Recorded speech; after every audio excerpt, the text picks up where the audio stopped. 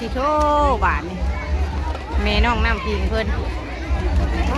ตัวน้องเซลอยากอะไรได้ไหมต่อคิวใช่นะโบเห็นห้องน้ำคิมขอได้ทรายกันเด้อโคตรโพรอกกันดิใช่นะลูกหล่ะใช่นี่ได้แล้วขอบใจเด้อป้าลูกได้แล้วมาพวกแกะขนมแล้วก็น้ำป้ากายดีจังอ่ะสวัสดีอันนี้ของแม่น้องเชอพี่น้องไอ้โมเมนต์ของแม่น้องน้องพีอันนี้ได้ยังไงก็อยู่หกก็โคช้ำเนาะคักพี่น้องเลยใช่คักบางแน่บรรยากาศทั้งนั้นแม่น้องเชอวันนั้นได้แจกทั้งนี้แจกก่อนสาวแจกก่อนทุก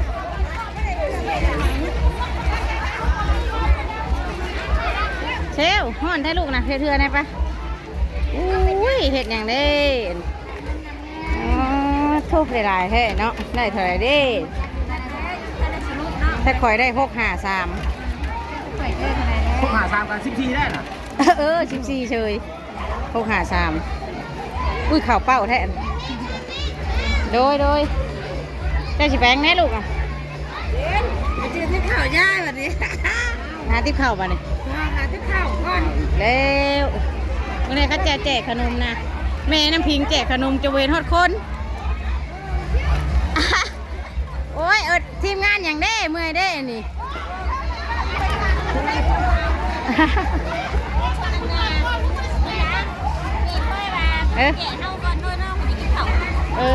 เพิ่นจังหวะได้พุ่นน่ะป้ากลับไปก็เด้อใช้ลองเซลนะสิไปหากินน้ำหวานน้ำแม่น้องเชอก่อนพี่น้องเอ้ยโอ้ตายลูกละ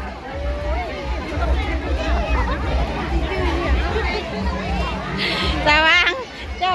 ได้แล้วว่าน่ะด้วยสบายดีอันโบจักสีขาวได้แล้วน้ำหวานนะแทะมันก่อนได้ไหมน้ำหวานนะฟ้าจากหมอเด้น้ำหวานเปิดเนาะอายุโคตรโบได้เลยระวังเป็นลมเด้อชุมเจ้าเอายาดมเด้ออย่างนี้บ่อยมีเอายาดมเด้อบอกว่าจันแน่ยาดมฮะ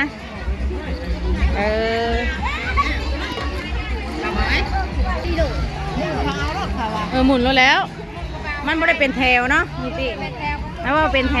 วหมุนลูกกันเนาะ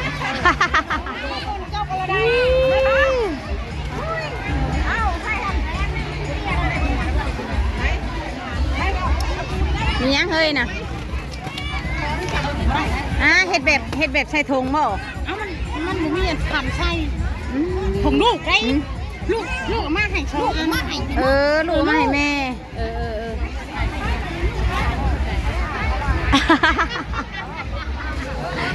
บรรยากาศพี่น้องเอ้ย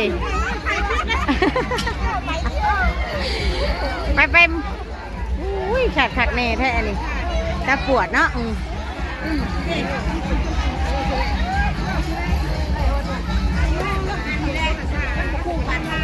มันหลายคนนี่บ่เพิ่นแจกบ่พร้อมกันนี่คันแจกเพิ่มทางคนทางเอาเนาะแจกบ่พร้อมกันแหละมันเอาอันนึงไร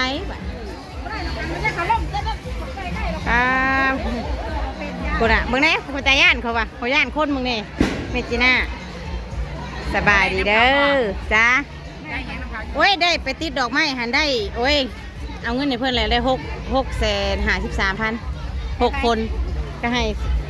ทางวัดหรอว่าไม่สวยเด้อไม่สวย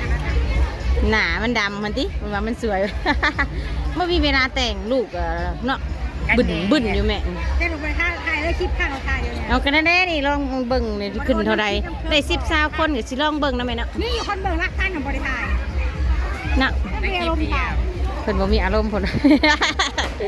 แม่นอยู่ฮ้อนเมื่อยมันฮ้อนเฮาขายกาแฟกาแฟขายอะไรก็เมื่อย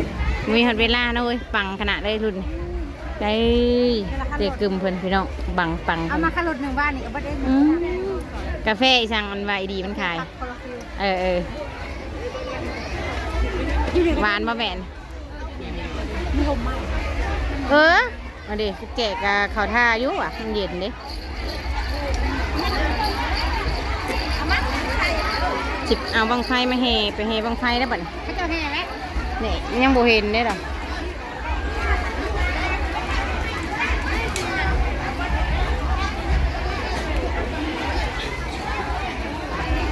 ใช่เอ้ยไปบ่เมื่อบ่ คนกับบ่ตกเลยเนาะ เมนคนกว่าจุดบังไฟแล้วก่อนมันสิโตกขี้ตมค่ะ นี่บ่กี่ตรง บ่มีไฟกอยซะพูดลงหน้าพูด